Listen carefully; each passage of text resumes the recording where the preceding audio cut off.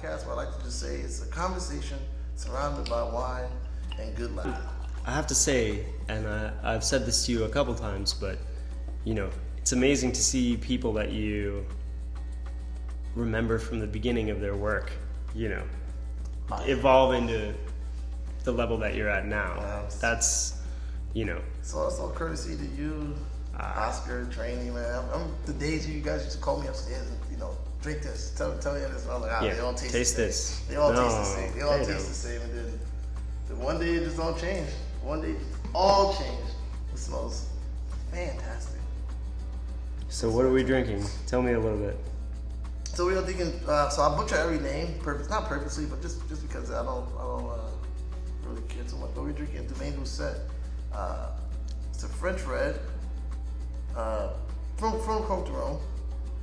So there's Syrah Grenache. I think there's a little bit of Mevet in there. I'm not too sure. I don't know the breakdown. 2016. I picked this wine today, especially because it's more so reminds me of your personality. It's not aggressive. It's more subtle, more laid back, but it packs a punch. It's complex. It's deep, and it's a fantastic bottle of wine. So that's why I grabbed this one today. Well, we get to the other bottle when we get there. So my first question, what brought you to? Because you're not originally from New York. You're not originally from. I'm not from New York.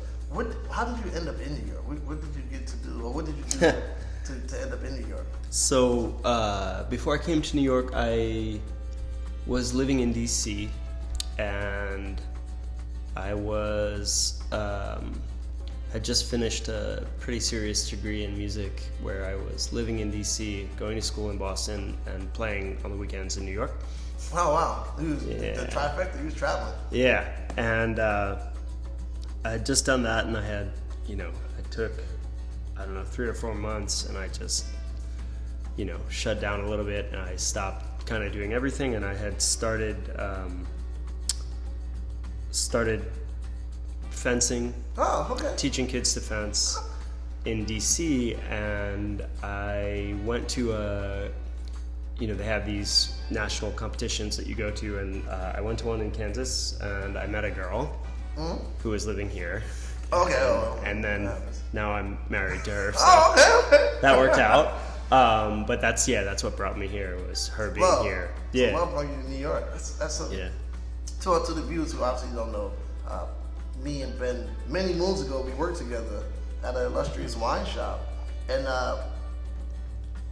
he was super influential in helping me guide and find my career path and where I'm in this journey I'm on now. And I never asked you, and I never even. What made you do that? What made you even talk to me and was so welcoming and opening to me about, or wanted to show me and educate me more about wine? So one of the things that I observed in that illustrious wine shop that you might have some thoughts about was that there's a dichotomy in the level of education in wine between upbringings, shall we say, which is ridiculous, and people taste the same. Yes. I mean, physically, literally, people taste the same. It's about training your memory and having identifiers that make sense with wine. Right. And so my thought is, and this has been something that's constant, that came from playing music as a kid and came from the way I was brought up, that everybody's the same. So there's this issue in the business where people are treated differently because of whatever. Of course. And to me, that's a problem. So then we have a young man who's showing interest in, like, oh, wait a minute, I'm working here, I'm busting my hump doing ridiculous grunt work, but I'm also, seeing that there's a path for me to stay in this business and make money and do interesting things, do interesting work. Then you're showing interest. It's like, of course, we're gonna help you come to a place where you can really just go do it. Yeah. And that should be every business, regardless of what it is, should be the same. The person who sweeps the floor should have an opportunity to be trained by the CEO. Yes. Period. Yes. No matter what, there should be a path laid out by the business to create that. So that was one of the projects that I dope, had man. in that store. It definitely changed my life. Like great, you know, to be here now. This was 15 years later. To even be here now, drinking wine, understanding, to even know how to talk and break down wine, and I just constantly go back to and Stacy as well. You guys telling me about the Rothschilds, and we were going down the list, and then and it's like, yeah, but all the wine tastes the same. And now fast forward to today, where it's like I don't even drink white wine. I'm just not even. It doesn't. So, and I only drink red. Like before, it was like more so, give me a sweet white, give me a reason. Right. But now, like I only mostly drink red unless it's a champagne or French Accord I want to celebrate. It's remarkable. It's crazy. And to full circle, because you're an artist. You're a musician. I say wine is an art form. Wine is a form of art, and just like music, there's someone who creates something, and they put it out to public consumption, and to do music. What are some of the parallels you see with wine and music as far as I think there's the work ethic or how? Yeah. Oh well. So going back to your idea that like wine is a sort of a performance art, Yes. I don't disagree with that. I think their lives are much more challenging though, because I'm playing a rehearsal tonight. I'm playing tomorrow uptown at Tryon with one band. I'm playing Saturday night with another band. I'm playing next week with 2 different bands. So, and this is all, I have probably, what's that? 2 to 3 gigs a week. And you're bass. Playing guitar. Yeah, guitar. And that's like year round. So 52, what's that? Like 160-ish chances every year to do something that might touch someone emotionally. Right? These guys have one shot every year. So they have 40 times total, which is like to make an impression on you, right? A lasting impression. Right. So that, I think their lives are much more challenging, but I think they are that's what they're trying to do. They're trying to create an emotional response within the people who are drinking the wine. Yeah, well, it's, I always say the purpose of wine is to bring people together and have conversations and enjoy the art. It's like if we were just sitting down and we're listening to some jazz music playing in the background, and what we're having a conversation is the same premise. I want to focus more so on your music career. Have you put out any music yourself? Yeah. So I lead a project called Franglais, which is a gypsy swing and like bebop mashup group that I lead, and this came from spending time in France in the sort of gypsy community, and them saying to me, "But you're an American, you shouldn't play exactly like us. Even though you're here learning from us, you should play like yourself." So when we came back to the States, we started putting together groups that could do crossover. And there's repertoire, there's songs that make sense in both worlds. Really? But the way you do them is slightly different. Yeah. If I were playing with them here or in Europe or wherever, you play a certain way, and then when I play with this group, I play a certain way. And so we've put out 2 CDs and a couple of like single things on our website. So I think the one CD, which is called Un Grand Bonheur, which is like a good time. Okay. a very good time or whatever. In French, my French is not terrific. So is the music like? When you said you lead, are you singing? You singing? No. My wife sings. I play guitar, but it's my concepts that are happening in the group. So you will be the John Lennon. More so. Yeah, right. Yeah, okay. Perfect. That's a good way to say it. Yes, I mean, I'm doing the decisions regarding how a song starts and ends, who's soloing, I'm orchestrating everything, and then she sings. A friend of ours, also from DC, whose name is Justin Lees, usually plays lead guitar, and then sometimes we hire different other, exceptional musicians in the area. So it could be anybody. Is your wife singing in English or English and French, and occasionally something else, but mostly English and French. What? I'm gonna jump all over the place. The fans, not the fans. I hate to say that, but the members of the congregation. Wine Church. Yes, they understand. Right. What made you? I know you came to New York because of your wife, but when was it, or where did you realize, oh, this is the woman for me, this is it? We started. We started dating. I don't want to necessarily give away some years here, but I might inadvertently do that. We started dating. She was visiting me a lot, and after visiting back and forth, and then going to these competitions for about a year, we figured out that it was just more cost effective to live in the same place. So I moved up here, and we kind of moved in together at that point. Was it life changing? Well, obviously life changing. Yeah, it was. I mean, New York is New York. Like it's if you don't grow up here, like it's crazy. I can see it being crazy. It's crazy, but then when we'll talk about this maybe a little later, but I a couple of years ago spent a few years in St. Louis. Yes. And after you've been here 8 or 9 years, New York is home, and it ain't ever gonna leave you. And you may never, we tried to leave, and it didn't quite work out, So we tried to live out there, but it just didn't make enough sense for us. And so, from the moment you guys realized that we're gonna live together, you was like, this is it. This is my partner in crime. Yep. We're doing this. I'm very lucky that way, because I understand that doesn't always go down. It's hard because I tell my girlfriend now, Tiffany, that when we first started dating, we're coming on 2 years in later this month. I always will tell her not to change, whereas not to continue to be the same, but just not change your approach to me. Always accept me for who I am. Always love me regardless, and we're gonna grow together.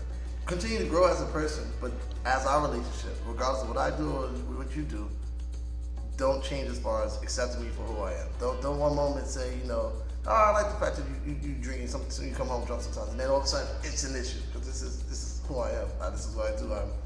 There's gonna be nights where I'm gonna be drunk, and there's nights where I'm not gonna be, but you can't flip flop on me. Just be consistent to that point. And she has been. I mean, it's been 2 years now.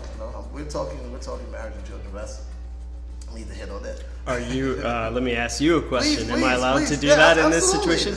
Are you thinking you're ready for that? It's yes and no. Yes and no. My no is that selfishly, I feel like I don't make enough to provide for a family yet. So you never know when there's a time to. Right? I feel the same way. But we don't have kids, and there's a reason, because we've never been in a super secure financial position, and I'd like to have that first. And everyone says it's never a good time. You should always do it. And it's what I think now though is that selfishly, well, not selfishly, but before I could say I could have kids with them. But when you think about your partner's sake, she's gonna kill me if I say her age, but she's more as we both get older, she's more worrying I need to do this now if I want to do this. No, you don't. And I'm gonna say no, you don't, for a couple of reasons. One, there's lots of ways to have kids. Yeah, that's true. So one of my really good friends, and I won't mention her name, but her and I worked together for a while at teaching music to people, and she has 3 children, 2 of whom are adopted. Okay. And if you try to tell her for a flat second they're not her kids, she'll try to murder you. Absolutely. So there's lots of ways around that problem. I don't think that's necessarily an issue, but I also feel like, I want to be in a place where I'm like, okay, I know how I'm gonna make money until I'm XYZ. Yes. And I'm in a place where it's happening and it's safe. But keep in mind too that's marriage is not a love contract. Marriage is a legal contract. Yeah. Your love for her is irrespective of whether you're dating or married. It's a business move. It's a business move. It's And there's advantages to both it, sides, both for sides. sure. Yeah, absolutely. You Absolutely. know, but Yeah, because I mean, the whole term marriage came from when a company will marry another company, where pretty much they took on them. That's where it came from. And then it became a ways for companies to make money by selling diamond rings and X, Y, Z. Anyway, that's how that goes. That's how that goes. So you came to New York, but before New York, before you came here, was music your passion? Was music the way we were going to go? Music was. Oh, it still is. Not saying Still it was, not is, saying yeah. passion, I mean, but it's that's definitely what- still. I constantly struggle to find the balance between the two, as you know from Right. watching me Well, when you we do- work you do together. both, no? I do both, but there's some situations in wine work that counteract the ability to perform when you need to perform in some ways. Okay. So if you're attached to a schedule Right. and the person who makes that isn't you, it can be very difficult then to figure out how to. progress in this. And same thing if you own a shop and the shop is open, You're most likely in there. I mean, maybe you're in there and maybe you're not. Right. But if something happens, you're definitely there. Yes. And you need Yes. to be checking the stuff every day, somehow in and out every day, be the personality that is it. You have to do all those things for it to work.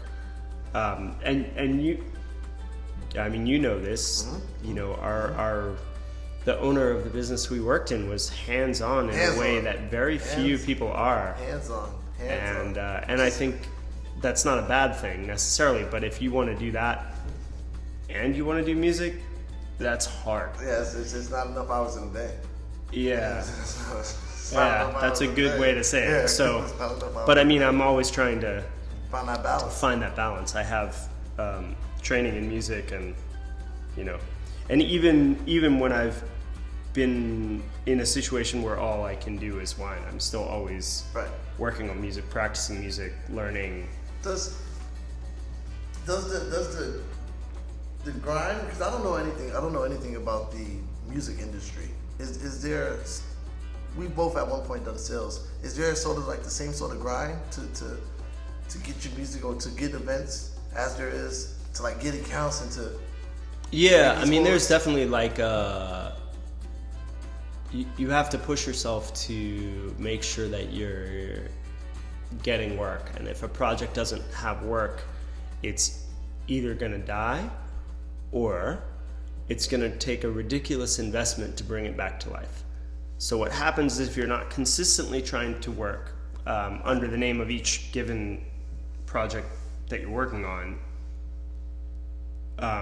when it's time to go get more work, you can't do it, because what the people who are booking a venue, or the person who's looking to have you at their wedding or whatever, or the artists and performing house in whatever, Iowa, I don't know, that you might go play at for a couple of grand plus plane fare and hotel and whatever. And you can do that, but if you don't have a list of places that you're playing here in New York, when you call them up, they're not going to say yes. So you have to have this like backlog of places that you've worked, and it has to be pretty consistent. And then when they look at you and they go, oh yeah, these guys, they play in New York a lot, so we can advertise that. We can say they're, successful, they've done these world tours, or they've done this, or they've done that. And then, so in that sense, yes. The other thing is even communal music. So jazz is a communal music. Yes. Like, you can't make jazz happen by yourself very easily. There's a question of communication with the people you're playing with. Okay, I mean, yeah. yes, you can sit there and improvise by yourself, and that's fine, but it doesn't necessarily accumulate into something unless you're intentionally trying to do that. But I think jazz is very much a communication within the 4 or 5 people doing the thing. Yes. just like when you have a small team in business, you have to communicate together. This one has a role to do X, this one, right? We have the same thing in jazz, and because it's communal music, I think it's so interesting. You have a grind of personal work that you have to do to bring the appropriate stuff to your role on stage. So even if the group is rehearsing a little bit, which is typical in New York rather than a lot, because frankly, you still have a role that you should. Right, and the grind is really like that 2 or 3 or 4 hours you have to spend every day working on the material for the 3 or 4 things you're trying to get going project-wise, and then maybe another, say, call it 2 hours of work on material that you're working on, call it another hour of work on technique, and another hour and a half or hour on maintenance of things you already know how to do that you better keep them sharp because, hey, I got to do that gig in 2 weeks and I have to be ready for that gig when it happens. Right. So I think most of the grind in that is like personal time that and it's weird. My wife and I come home from whatever it is that we have to do in a given day and lock ourselves in a room and like 2 different rooms in the apartment. Yeah, I was going to ask. Her practice space is at one end and mine's at the other, and we have doors in between. We close the doors, and then we can both work. It's a beautiful thing because me and Tiffany, there's moments where I could just feel she just wants to be alone. Not like I'm bothering her, but and she'll be in the living room watching TV, and I'll be in the bedroom playing video games or doing whatever. But we'll legit spend time apart. In the same house, but just that peace of mind is also, she could be shopping skills or whatever. That peace of mind that you get. And one thing I'll say about this industry, the transition to this industry, we were talking earlier off wax before about teaching classes. What I see now is a lot of, I don't want to say uneducated people, but what I would say is people with very minimum wine knowledge going around and hosting tastings events and teaching classes, and I personally don't like that. Not that it bothers me, but I feel like it tarnishes the real folks who actually know what they're saying when they're conducting the class. My question to you is, what do you think of the industry now, as of today, or where it stands, the wine industry?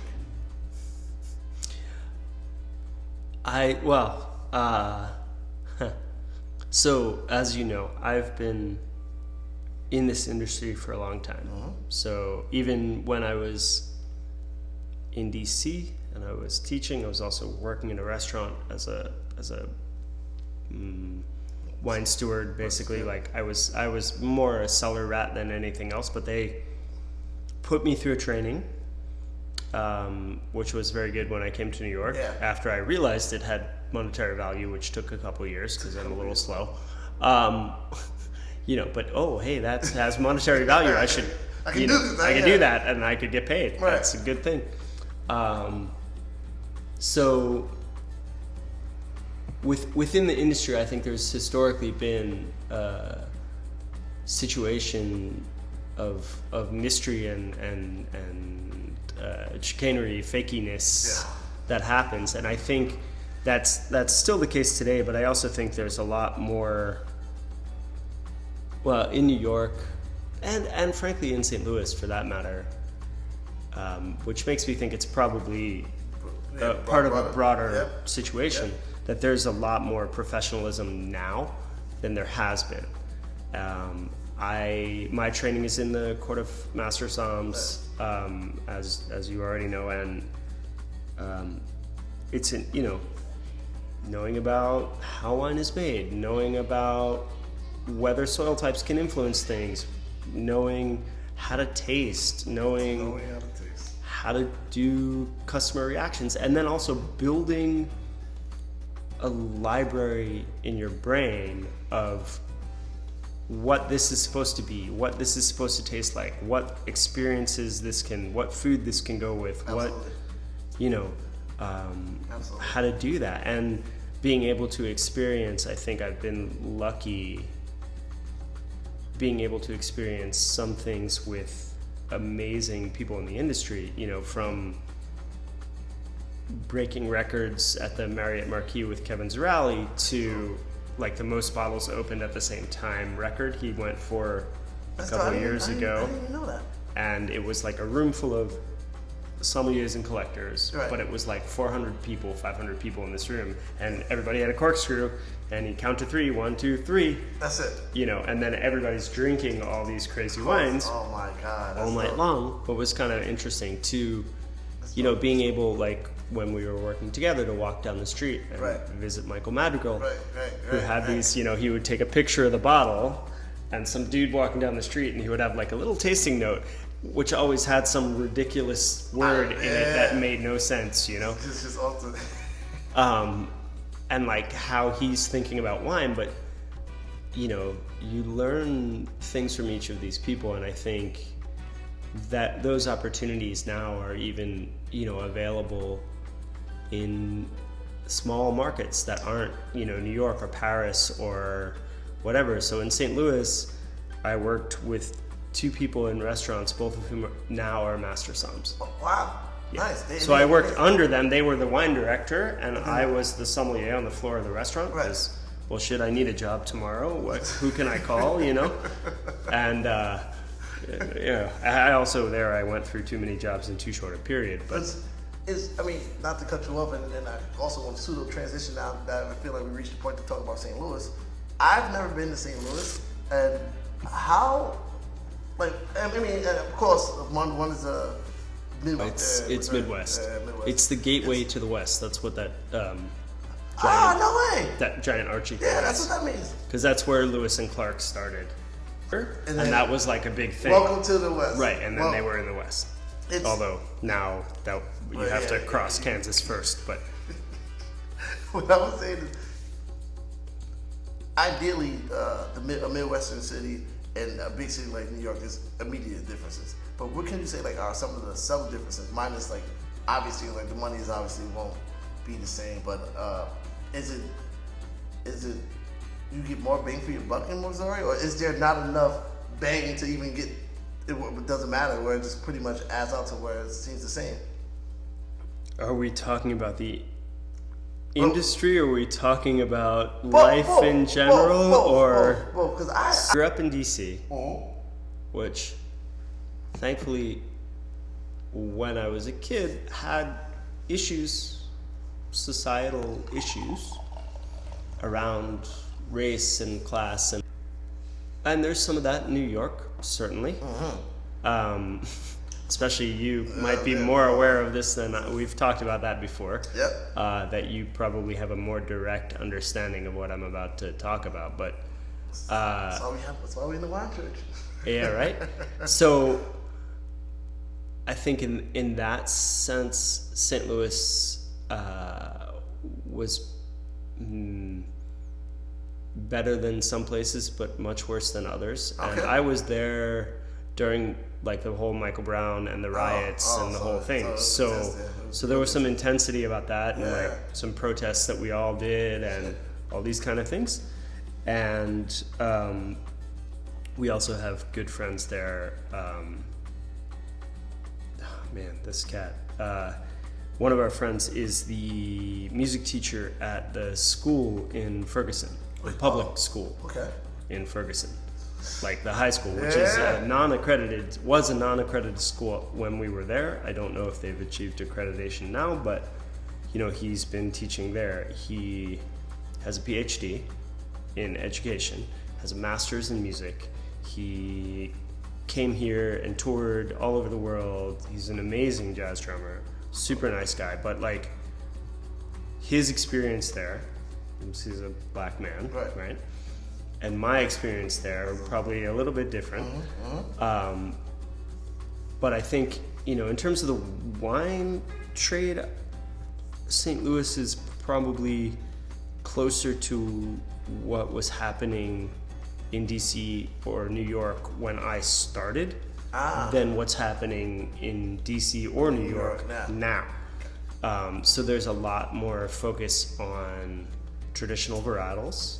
There's a lot more focus on big names. There's a focus on California, not French, but really California and Italy. there. There's not a super interest in French wine in the way that there is here, although it is one of the top, I think it's fourth in sales of Burgundy in the country. They love their Pinot Noirs in Kansas City. But that part of the market is driven by like 7 or 12 super collectors who have houses in the area. So they're ordering 2 pallets of high-end Burgundy at a time every 2 or 3 months. And the people who work in the trade are trying to source these 12 guys wine to make them happy, which is why it's so high, because the normal person there doesn't think of drinking Burgundy at all. Here the state liquor authority doesn't allow New Yorkers to sell beer and wine in the same shop, and like in Philadelphia, it's state control. I mean, is it the same in Missouri, or is it more freedom? So Missouri, interestingly, for a state in the Midwest, has the most probably laissez-faire, market-driven law. Okay. The SLA is, in my opinion, rather undermanned. Everywhere. That's everywhere. Right. Yeah. So their focus in enforcement is on underage. Oh, all right. I mean, okay. I can see how that's like their focus, right? I can see that's a so huge problem. Everything else is a little bit sort of. You can sell beer and alcohol. Really? Yeah. So, and you can sell them at multiple locations within the same company. What do you mean? Whoa. Okay. So I can have a Mozel wine shop here, and then 10 blocks, the same thing. Yeah, sure. Wow. And at them both, you could sell same products. Same products, if you like. They could be beer, they could be alcohol, they could be wine, they could be chocolate, they could be crackers, they could be cheese, they could be anything you want. Wow. So that license, your alcohol license, and then your retail deli, food license, yeah. deli license, whatever, is all into one thing for off-premise. Okay. And then on-premise is more traditional, like on-premise is here. Of course. But there is no, and just like here, there's a beer and wine level, and then there's a liquor level. Okay. Is there nothing, just like here, 12 to 9, that's the law as far as on Sunday? Or is it just no selling on Sunday at all? No, you can sell on Sunday. I think it is 12 to 9? 12 to 9 as well. It might be less, might be like 12 to 7. Which I think is a poor rule. This shows the lack of separation between church and state.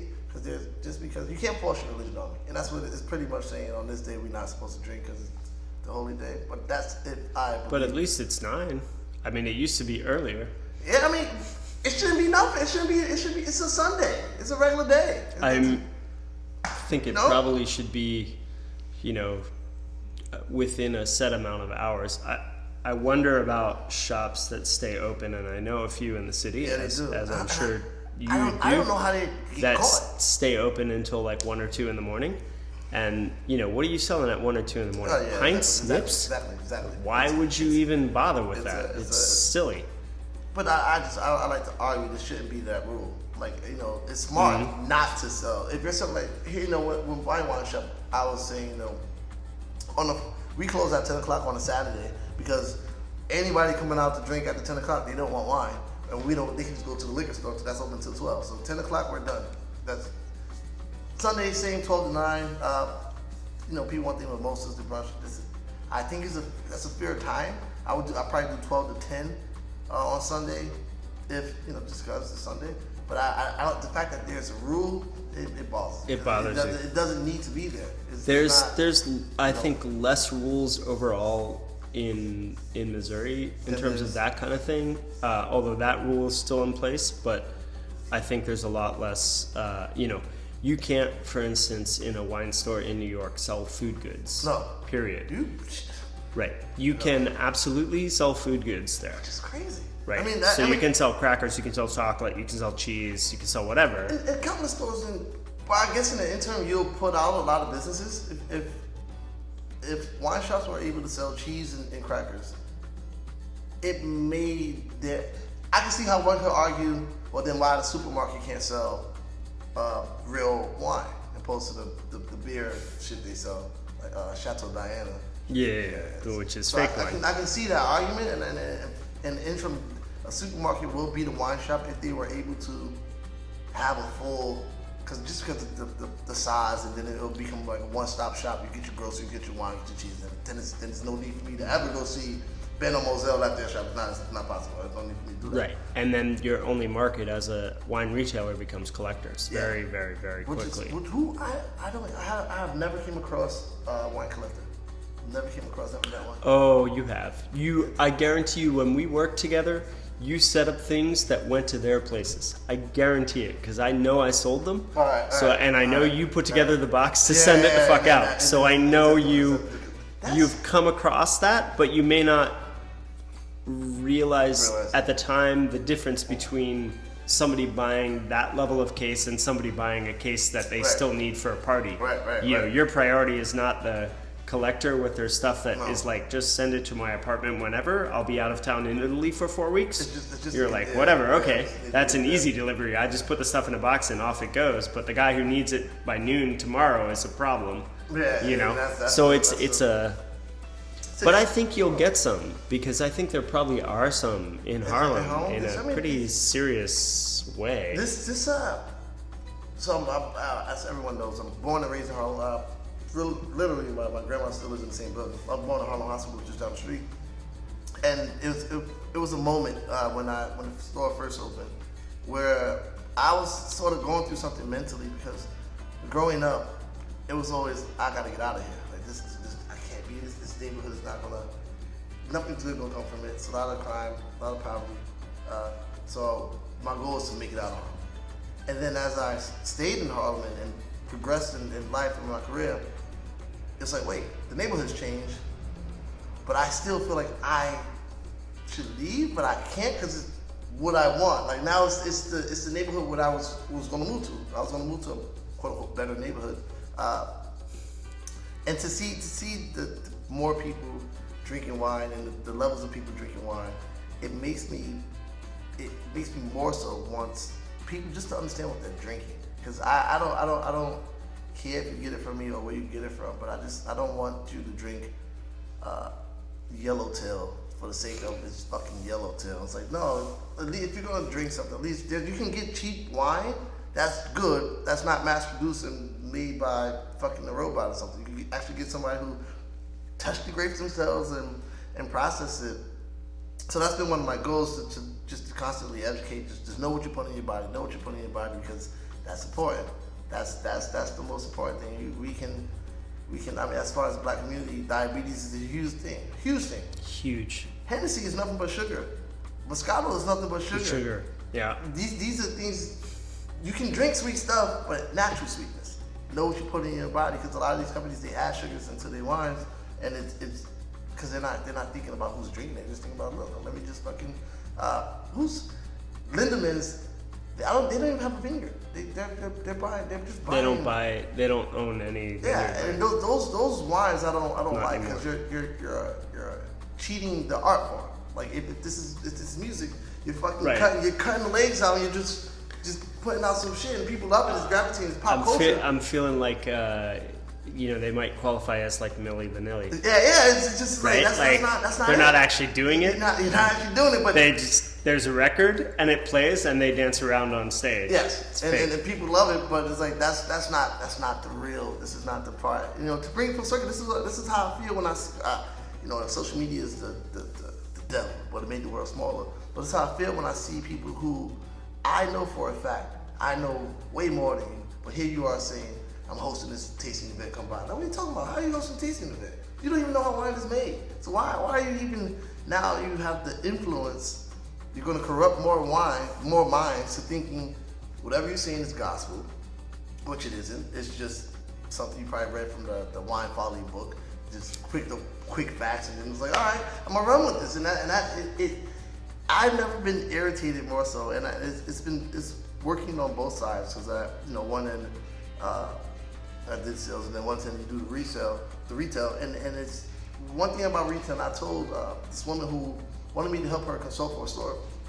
I said, as a buyer, or if you're the manager in the wine shop or the manager in the buyer, because it's two separate jobs or it's one job, you're the identity of the store.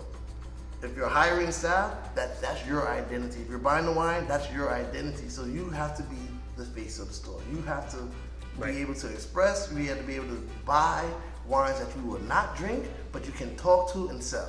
That is the purpose. And have a creative selection where it shows your personality. Because regardless of what you taste and how you buy, you're gonna buy based on your personality, based on your not based off your preference, but there's gonna be instances where, all right, we have 5 Pinot Noirs. We don't need 5 Pinot Noirs. 10 to light Pinot Noirs. So we have 5. So we have 5. So that's great. 5. That's right. Right. That's the. And that's probably, depending on how many facings you have in the store, that might be the right amount. Right. The question is, what are they? Right? Yes. What is having 5 Pinot Noirs doesn't mean anything, because you could have one from New Zealand, one from Burgundy, one from Spain, one from California, and then get crazy and there's all the time. There's something fancy. Right. Or you can have 5 California Pinot Noirs, and that's terrible. Yeah, that's a problem. That's terrible. So what we find, depending on where we go, right? Mm-hmm. If you should, before you finish the place we're in, before you finish building out the church, yes, where we are, you should take a weekend or 2 and go to St. Louis, see the big arch. I'll tell you where to go eat. I'll hook you up with that. Okay. And then go check out the grocery store, the wine store, whatever. You want to stay with Eve's folks, dude, for sure. They'll host you. They'll be happy to. I'm serious. They have what we all consider a mansion. Okay. It's not really a mansion, but it's a big damn house. Yeah, absolutely. Like we're New Yorkers, right? Our space is like tiny compared to what they have, and they're amazing. And you can meet some. I mean, you should take some time and do some research and charge the business, obviously, and maybe take your girl with you, whatever. One of our benefits and flaws is that our schedules fight each other constantly. And what's she do? She's an ER doctor. Holy. No, so she like a trauma doctor or just a ER? ER, you get shot and they take you to the ER. She's there trying to save your life. So she's the trauma doctor. Yeah, that gets you emergency medicine. Right. We have a friend. So again, Eve and I met through fencing. We have a friend who she fenced with in college. Oh, nice. In Boston before she came back to New York, and was living here and working at Mercy when it was open downtown and whatever. And he was an emergency medicine surgeon, and his life was bad. But he's less, he was an adrenaline guy, so it made sense for him. We connect on wine, because there's some days at work and she comes home maybe 11, 10 in the morning. She's like, I need a glass of wine, last night was fucking. Because she's been working for 40 some hours straight. Last night was fucking oh my god. And here I am we can. There's wine. Great. We can, and it's. I think it's we both like that when we come home for work. 2 different 7 days. I always tell her you're a superhero because you're literally saving lives every day. Yeah. And here I am. I'm also sending people to you. If someone gets drunk and get in a car accident, they could have bought wine for me. I sent them to you. So we joke. She said, hopefully I never see you at work, because that would be terrible. But I was saying all that to say. I just went on a quick tangent. I was saying all that to say one of the strengths is our schedules conflict, and it makes us appreciate the time together, which makes when I bring wine home. She went from drinking bullshit wine to without me trying to teach, but just here, let's just I'm drinking this, you're drinking this. She now has a better understanding and tasting palate and appreciating wine. Of course. And that's just simply for just drinking and then casual conversation. What's this? I like this wine. Done. I never get into, because it's a lot of times you don't have to. The juice speaks for itself. Right. So my wife is in the same situation now, where she tells me before we met it wouldn't have mattered to her. It would have just been a glass of wine. And honestly, she probably even now, like when we're going somewhere where she has to sing, she often doesn't drink wine. She'll drink whiskey because it's easier for her to sing. With whiskey? Don't ask me, man. I'm not a singer. Fair enough. I don't understand it. She's like, I can't drink beer in that situation because it messes up my vocals and I can't sing. So, and wine is fine, but if I drink wine, sometimes like things inside get weird and like I skip where I want to hit. So, but whiskey I can do. So she'll take a whiskey, but she'll take a whiskey for like 2 hours. Oh, you know what I mean? She's taking it very, very slow. Whereas, if I drink whiskey, it's 2 hours is at least 2 drinks and maybe 3 or 4, depending on who I'm with. Well, that's it a lot depends. Of time. Yeah, I can drink. If you're at a jazz club, it's not because the waitress has to get back to you. Okay. Like if you're at Smalls and it's busy. And you're not sitting at the bar. Four drinks in 2 hours. You're sitting like sure. in the audience. For You're sure. you're going through maybe 4, but you're ordering one at a time, and she has to come between the songs and blah blah blah. It's like that kind of thing. So, but she's definitely in the same boat as your girl. Like she now, and let's talk about this because and then maybe that'll steer us into this. Let's do it. You were talking about knowing, having the idea of what we put in our bodies is important. Yes. And so Eve, I think much to her own sort of problematic sort of life now, because I'm such a natural wine, I'll say aficionado, right? So we'll get into that. Yes. I do also want to get into at some point the thing about half bottles. Later on. Okay, later on. Yes. So I think like there's so many issues with natural wine in terms of like it being snobbery and commercialized. It's the new rosé. Right. Like the trendiness. Yeah, right. But as you know, like I was into that when I first started, and we'll talk about why when we open this. But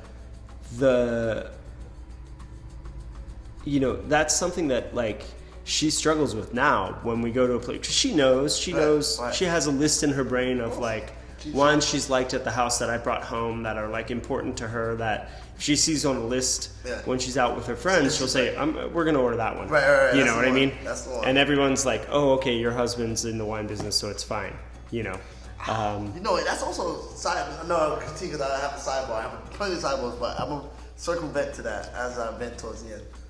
Yeah. So natural wine thing. So let's do it. Let's do it. So we'll talk about this. So what do we have here? So when you asked me to come, I thought, I said I'm gonna bring a wine. I don't know if the other guests were like the same as me, where they're like, I'm bringing a wine to you, and we're gonna go 1-on-1. Yeah. We usually go 2 bottles per guest. You are the first guest I've had in maybe 2 years. So there's a lot of time as I got older, I learned how to talk to myself, but not talk to myself, but as if I am not speaking to myself. I'm speaking in a group of people. So there's a lot of episodes where it's just me, my laptop, and a bottle of wine, and as a lot of people didn't hear it because at the bottle 1 I'm fresh, but by second glass in bottle 2, something like this and that, and I'm like, all right, this has to stop. But we usually go to the bottles because it makes my job is to make you feel as comfortable and conduct the conversation. Wherever the conversation goes, I have 10,000 questions I can ask. So it's the spirits are going to help us guide it. And so you broke something out special. You said we were going to go bottle for bottle. I was excited. What do we have here? So for me, this is the I don't know, the one that convinced me. I mean, not this vintage, obviously, but the. Do you remember the vintage? Yeah, I do.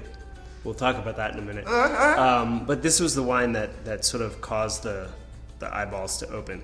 So I got into wine in sort of a funny way the first little bit, which was I had finished a degree in music in North Carolina, and You're not a Tar Heel, are you? What's that? You Tar Heel?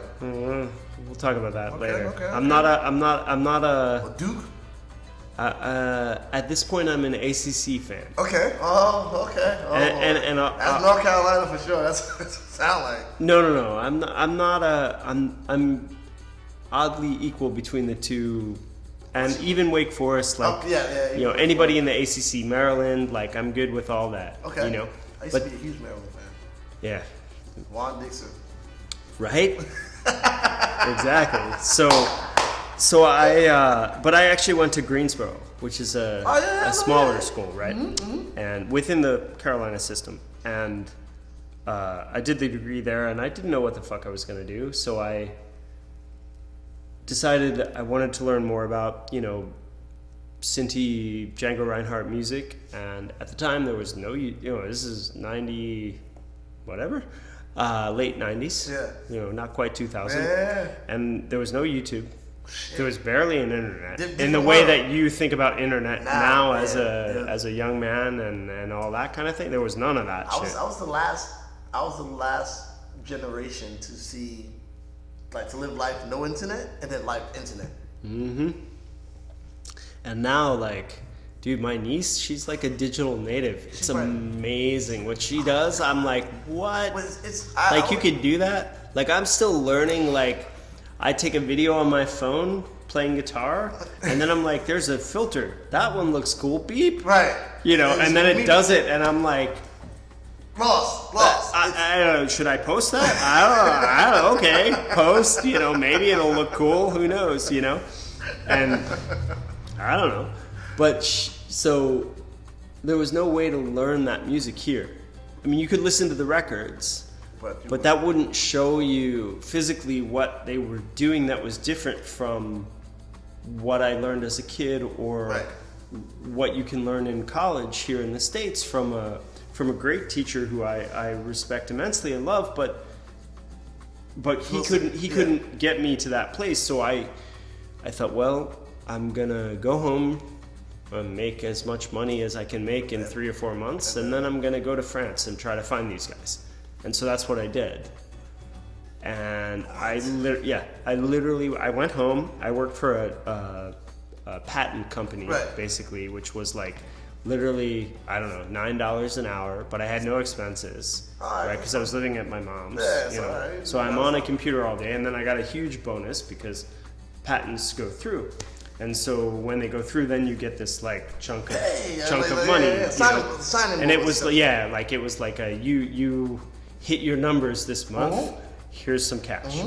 And so that happened. I don't know. I was there for 4 months. That happened twice. I had a little bit of chance, so I get a flight to France. I didn't get a return. I went there. One way. One way at the time, and it was not as scary as like when you do a one-way flight now, you know. And so I did. So I went over and I tried to find these guys. These guys. Well, not these guys, like the musicians. Yeah. Okay. Who were playing that music, and I found them, and I met some people who were close to my age, who were pretty young, in their you know, early 20s, and they said, oh, you know, in a few months we're going to do a harvest in Alsace, you know, which is near where we live. So you should come and do that with us. And so I went home, and I went back to the patent office, and I made enough money to go back. And, you know, and what I did when I was there was like I would go find them, and I would say, I wanna learn about guitar. Here's $100. Oh.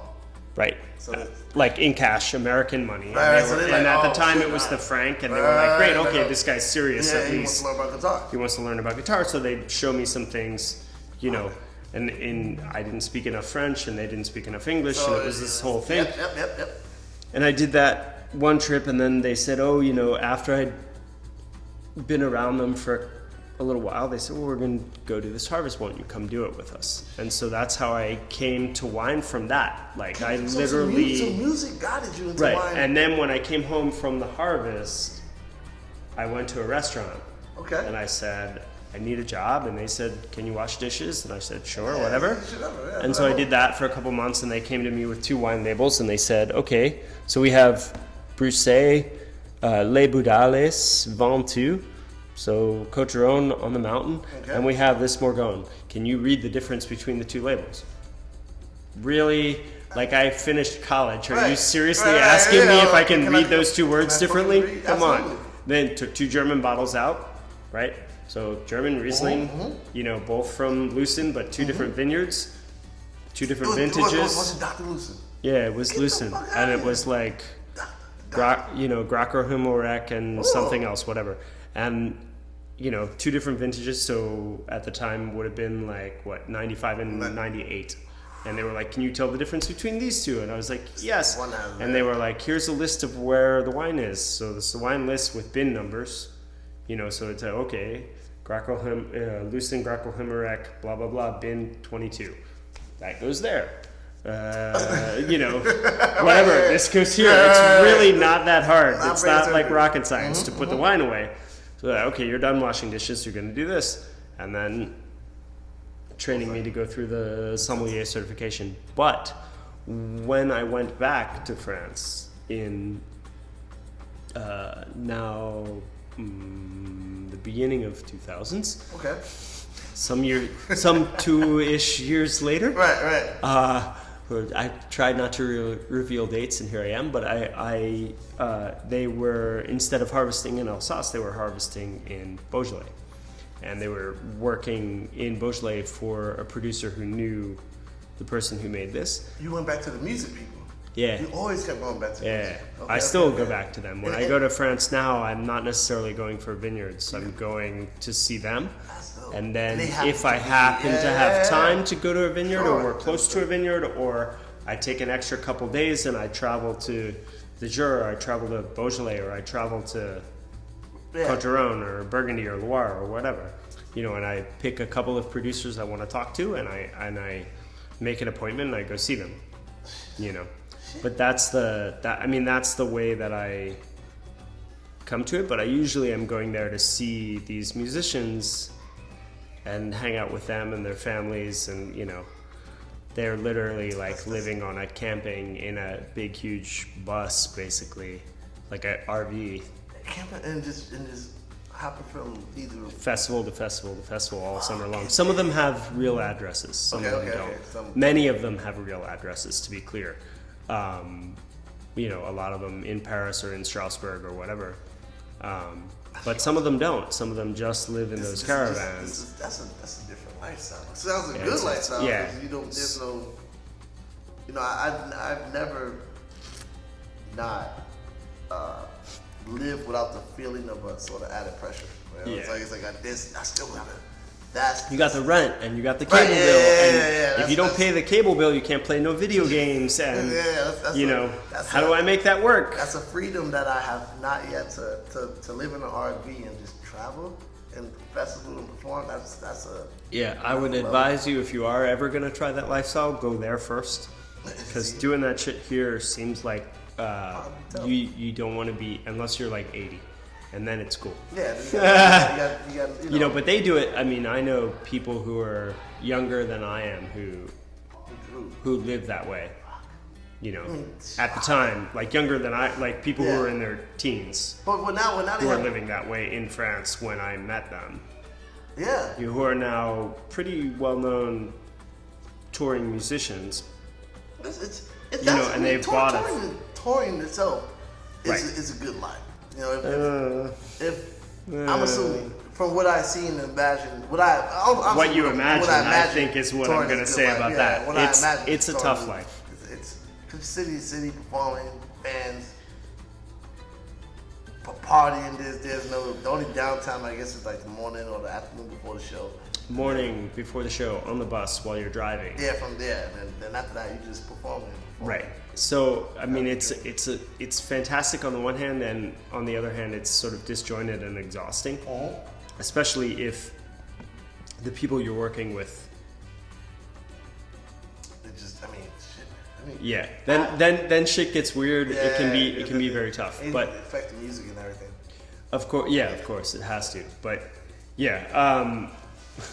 So yeah, I did that for a while too. That was a long ago. Was it touring and just living in backpack? Like, well, I guess not backpack. Not a backpack. I had a bunk in a bus with 10 other sweaty men. I mean, how does it sleeping on a bus? I mean, I slept on the bus. I rode a bus, but I sat in the seat. I didn't have like a bed it was a bunk, and what the fuck is that? it was like some tables where we practiced, and always someone was practicing while the bus was moving.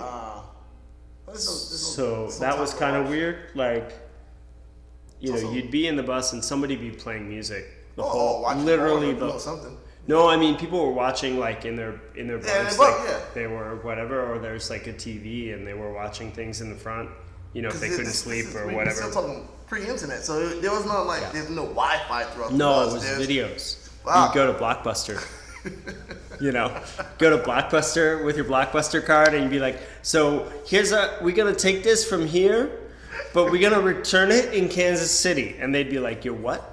Yeah, we're gonna return Blockbuster in Kansas City. And they'd be like, oh my god. They'd look at you like you're crazy and like, is that okay or not? Because at the time those were all franchised. Yeah. So sometimes it was fine and sometimes it was not fine. And like, they had to know the guy in Kansas City who would like ship it back to them, or they whatever. Anyway, yeah, that was a little silly. So, but yeah, that's a long time ago and a different lifestyle. But yeah, so I was there and I end up in Beaujolais doing this harvest, and I meet these sort of two guys. And they're both older winemakers, and they are talking about how you make bread, and how making bread is like making wine, only you can make bread every day, and you can make wine once a year. Once a year? Right. That was their theory. You can make bread every day, but you can make wine once a year. And so right. That's totally true. And they do, they do this. And so you're sitting in this guy's, like there's like a fire oven. There's like it's like not a dining room where you would eat, but like a dining room where you would taste. Okay, yes. Right? Yes. And you can see there's like a little window. Like we have your little plate with the. That's a gift from a friend, but yes. With the. I have no idea what it is. It's a pharaoh. It's a pharaoh, yeah. But I have no idea what it is. It was given to me. So right there would be like the window to the Côte de Pie in this tasting room, right? And so these two old winemakers are in there, and they're pouring wine for you, and they're talking about wine, and meanwhile bread's in the oven. And they're like making this comparison, and you're like, oh, okay. And they were the two winemakers I'm talking about is Marcel Lapierre and Jean Fayard.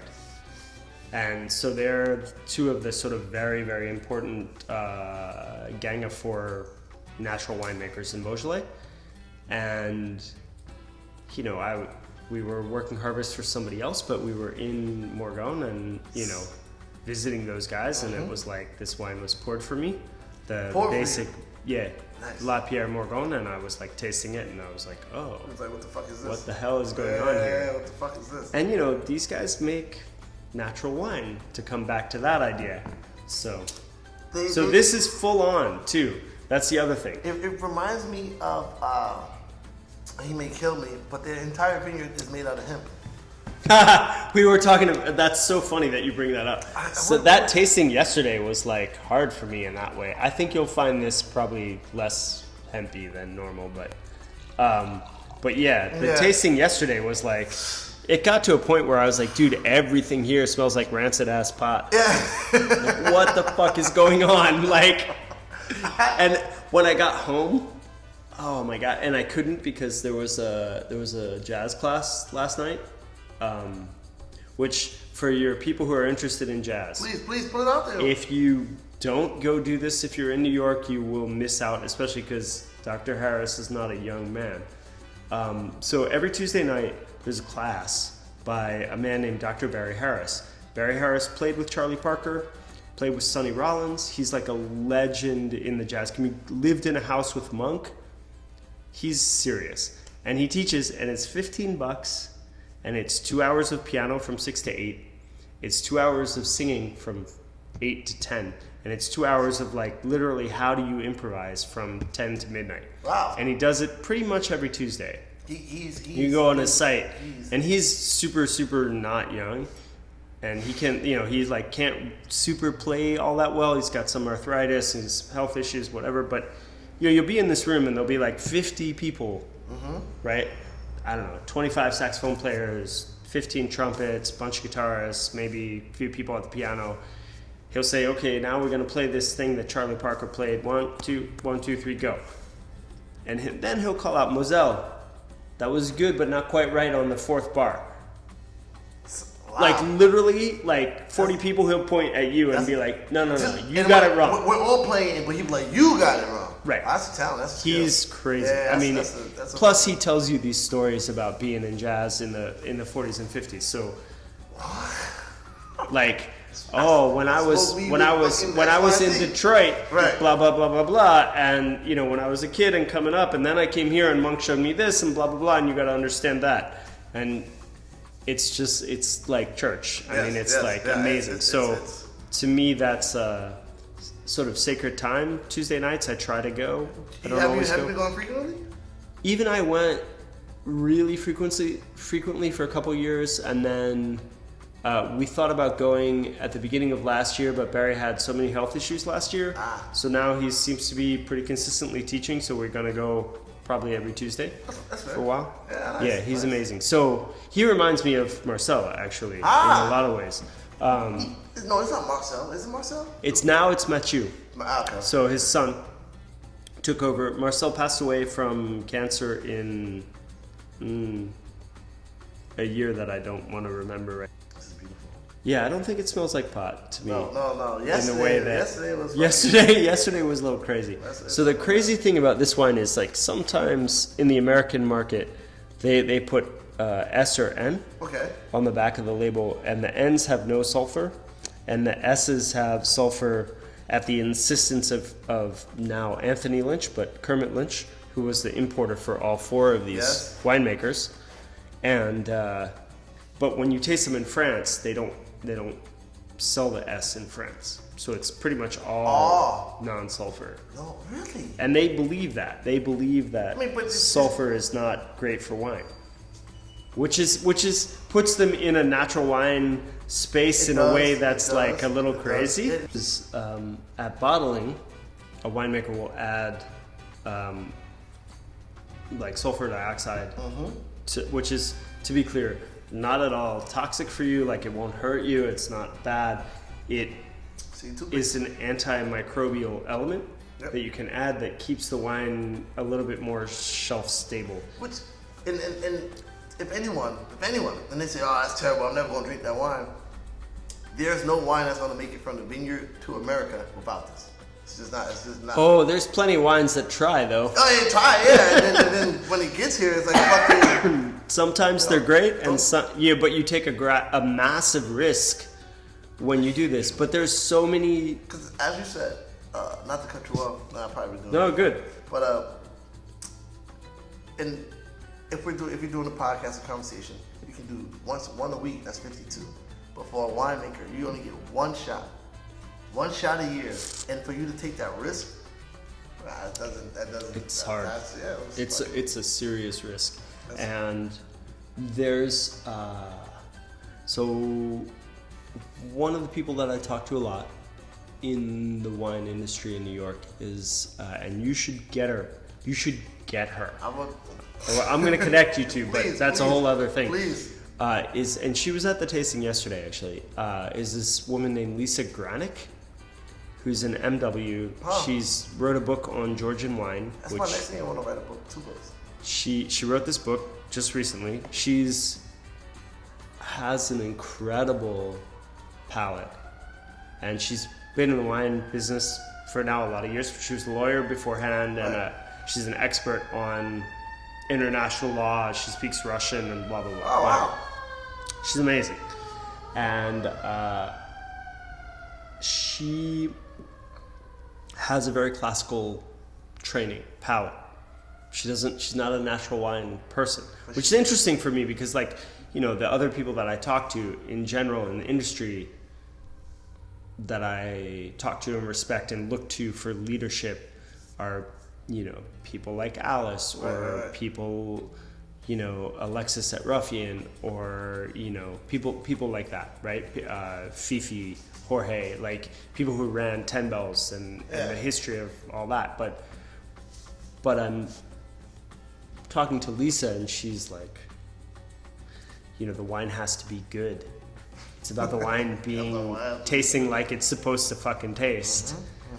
You know, and she kind of, I don't know, maybe has a different perspective on that sort of thing than on the whole natural wine thing. Or for sure. It's, I mean, to me, in like the newest fad in natural wine is orange wine, and I absolutely hate orange wine.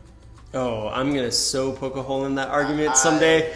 You and I, we're gonna talk about that. I feel like it.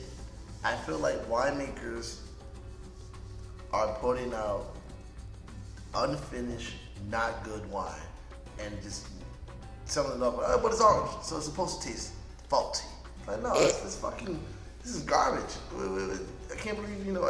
Again, full circle. You know, if you're a buyer for a shop, you are the identity of the store, and there's bad buys and getting caught up into fads where like orange wine, like natural wine, which is not a fad because natural wine is a thing that's a part of what we do at this point. Yes. For that matter, I would say skin contact wine or orange wine is the same now, but there's a lot of bad examples. And choosing a bad example without understanding what you've chosen is an issue. On a restaurant side, if you're in a restaurant or a wine bar, and I roll up to your table and I'm like, how you doing? Everything good? Okay, cool. What do you want to drink? Wow, we want orange wine. Right, and I say, great, let me pour you a taste of two different things. And I pour something that's batshit. And I pour something that's clean and has fruit. Yep. And then you have a choice as a consumer. And if you want to drink the batshit, I'm good with that. I don't care. No, I mean, obviously, yeah. Right? That's all I'm because it's on my menu. Right. Somebody put it on that menu, or the store is selling it. But if you don't taste the wines, you don't have no. You don't have any idea. And orange wine can be heavy on the money. Of course, it's not because it's trendy, but because it's hard to do. It's hard, yeah, right. And I, like I said, I feel like there's a lot of examples where the winemaker tried, failed. It was just like, fuck it, they're not gonna know. They don't care. I'm gonna sell it anyway. A lot. What I learned from being in this industry for as long as I've been in, if you get to the level we're at, we know more than 80-90% of the people that drink wine every day, that buy like that can drink wine every day. We know more than them just from what we do. Having that knowledge means, you know, I can sell you anything because I know more than you as far as what you want to drink. So I've been in stores where I've seen white wine. I saw a Sauvignon Blanc from Chile that's vintage 2014. This is garbage. First of all, who bought this needs to be gone. Secondly, whoever's buying this, you don't know what you're drinking. You're drinking. This is vinegar. This is toast. This is done. Or you know how some people will say, I couldn't sell this, but now that orange wine now that the wine doesn't turn brown, I sell it as an orange wine. Yeah, no, that's not okay though, because that's not what an orange wine is. Oxidized is not skin contact. That's an important thing. Look, there's skin contact wine that has oxidation the way that Lopez Heredia has oxidation. Yes. And that's fine. And look, I'm a natural wine guy, right? You are. So I'm open to whatever the wine is going to give me. Yes. Because Juice and again, speaks for itself. Right. And I think about it like music, right? Sometimes you listen to Beyonce. Yes. Okay. This woman is ridiculous. Like, her voice is bonkers. She can sing anything and it's going to work. She has more range than everyone else. And and she writes these amazing songs. But literally, it has 5 chord changes. Exactly. It's technically it's not jaw drop. I mean, technically, from a vocalist standpoint, it's amazing. But from everything else, it's pretty simple music. Where the music I played when, like, my wife and I were dating, and I was like coming to New York on weekends and playing extremely challenging. You wouldn't want to sit in the room because it's too loud and it's too skronky and it's fucked up. Right. Like, there's a range of natural wine that covers all of this. There's a range of orange wine that maybe is more narrow but still covers a difference between Janelle Monáe and Lizzo. Yeah, right. Sure. Yeah. And even like beyond Lizzo, what's the woman with the flamenco thing in the hip hop thing? What is her name? Shakira? Flamenco? No. Flamenco. I can't think of her name right You now. said Jamel? I only think of Jamel Monáe. Maybe that's who it is. I don't know. There's this woman who they talk about having like some flamenco sound in her hip hop stuff, and Okay. I don't know. But there's a range of like different styles within it. Right. None of which are bad, but you're not listening to one when you're not in the right mood to listen to it. Yes. If you're on the train and you're trying to avoid the people on the train at rush hour, you're listening to this. Yes. And if you're running in the park, you're listening to this. Yes. If you're trying to get fired up to go fence or play basketball, you're listening to something else. You're getting ready to meditate. You're totally not listening. It's just like being a moody drinker. Right. It's exactly what it is. On that note, we were gonna take a quick commercial break. We're talking about natural wine houses. We were. And then there's growth for anything in. Well, not growth, but there's room for everything. And we both sort of agreed to that there's wines that are, well, as we say, fabricating a fraud, which is saying it's this, but it's not that. Right. And I guess that's the, just like I guess with any industry, but that's the real issue. It seems to be like an ongoing thing because I was saying like people who don't know too much, but they're teaching classes, and then here we go. And what I was saying is, and as I've gotten older and as I've lived life, I start to question what is the purpose of all this? Like why?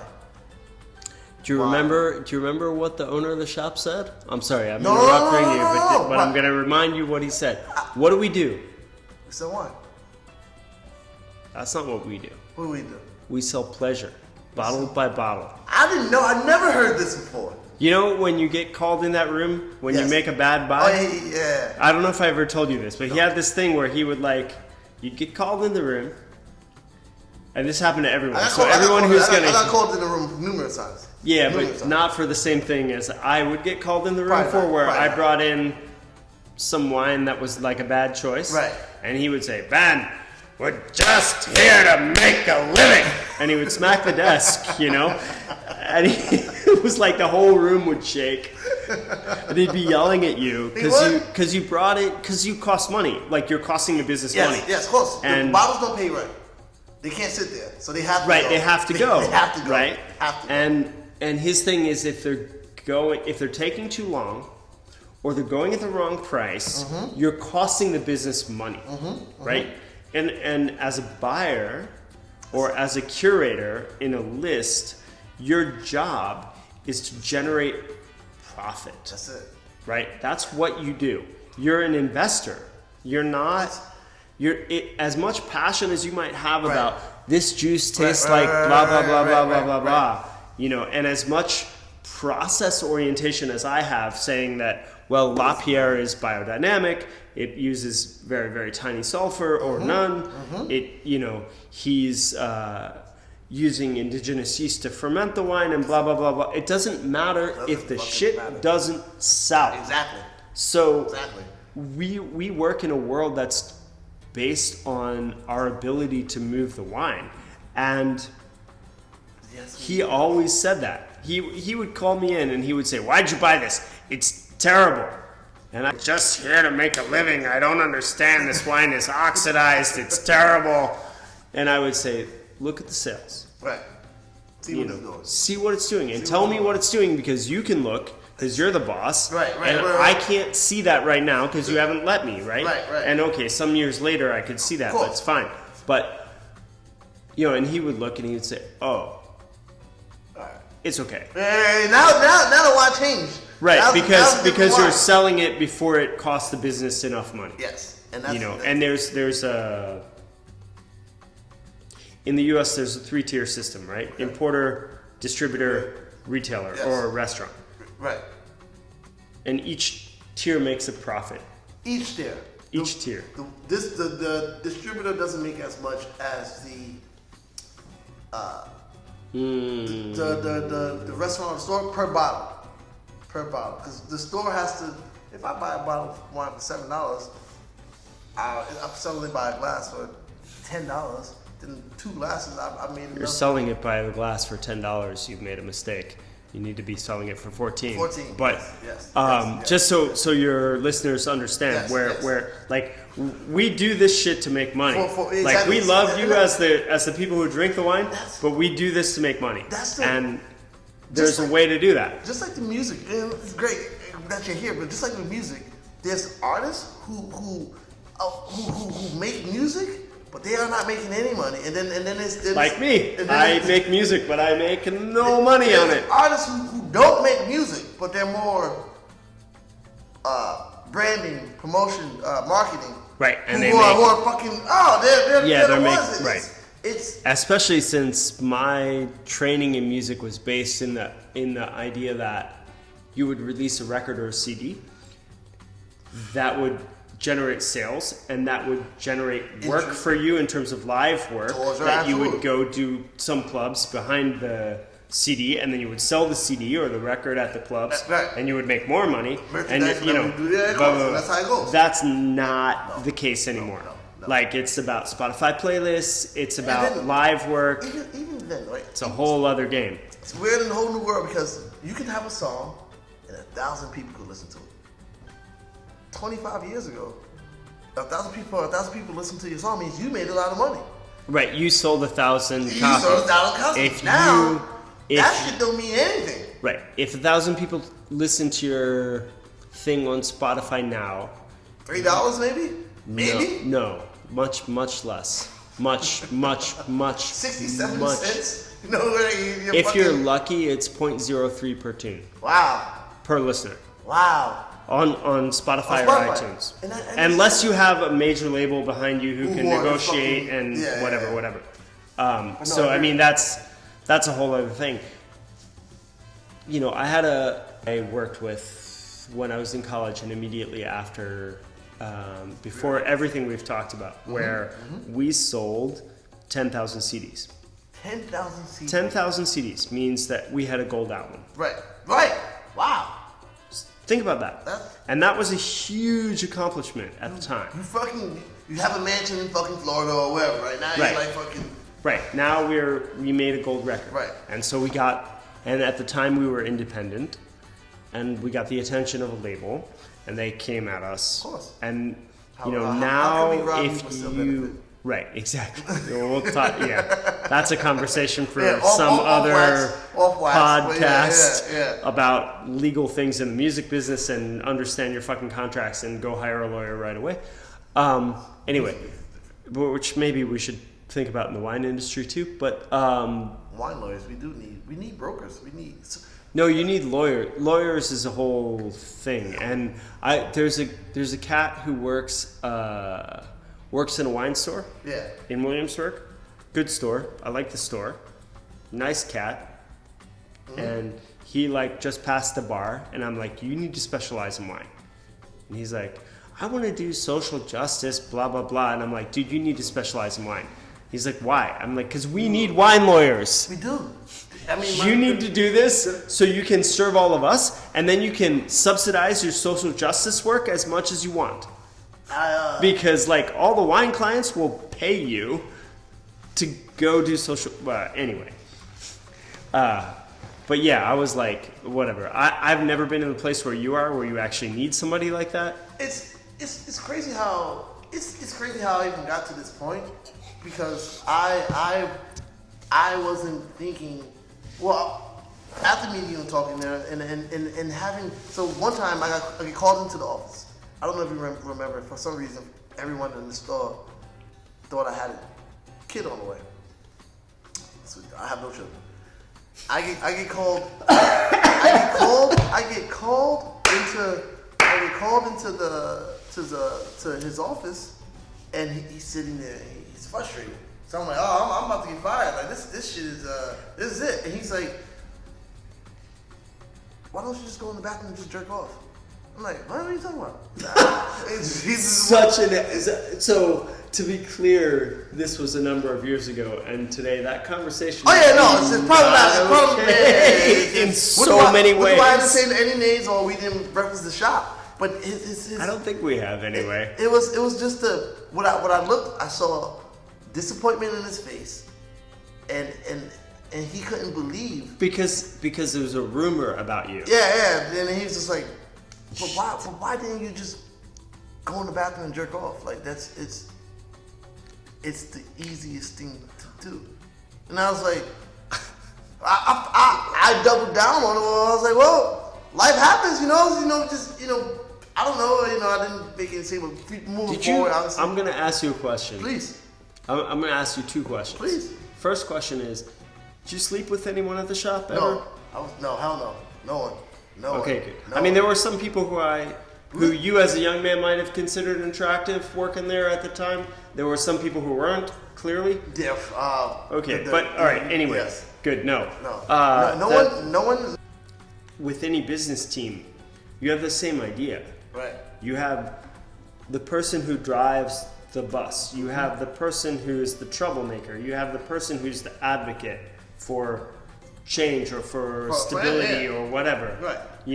This is all normal stuff within interpersonal relationships of things. And yeah, but that person was trouble, and I think the reason you got called into the office for that particular thing was because of that person. He full circle. So he tells me to do that, and I'm giving him. You're like, what? He called her in. He said, go to Barnes and Nobles. Go buy Windows in the World by Kevin Zarelli. I want to give him that book. I remember.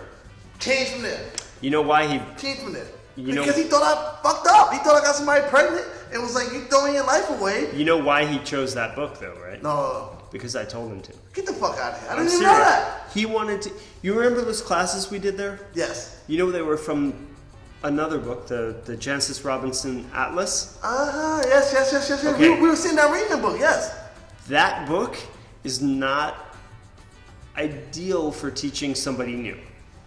Like, it's fine. You could do it. But it doesn't make it easier for them to comprehend. Right. It makes it's great. As a resource, I love that book. I'm like, boom, Sicily. Oh, look, here's a map. There's where that is. There's where Etna is. Here's where Marsala is. Oh, ding, ding. Mm-hmm. Light bulbs go off. You're like looking at that. And then if you're smart, you go online and you look at pictures of the vineyards. You can see the soil. You can be like, that's volcanic. I get it. Okay, cool. So he asked me what the best book for a beginner was. Get the fuck out of here. And I was like, if they're serious, it's this.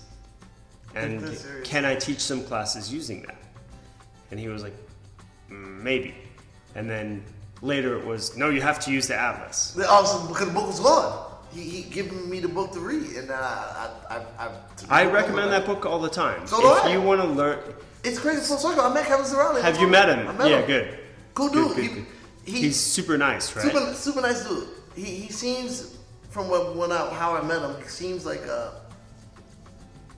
he doesn't seem like a wine snob, and I would assume that he would be a wine snob. He seemed like free flowing, free carrying.